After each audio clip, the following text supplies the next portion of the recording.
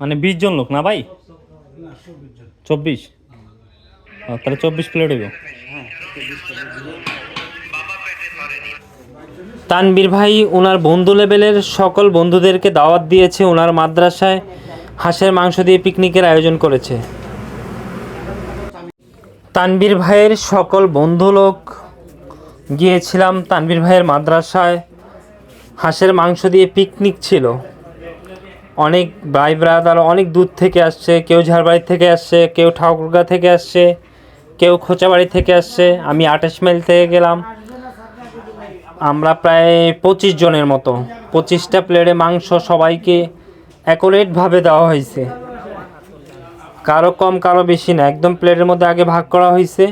এখন সবাইকে আগাই দিচ্ছি, প্রায় 1.5 পর উপরে মাংস হবে।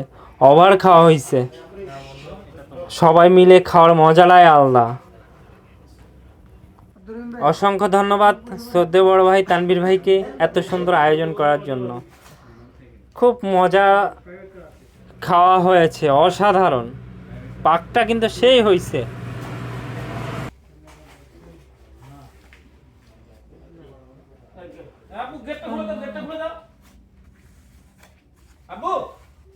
তোমাকে বলছি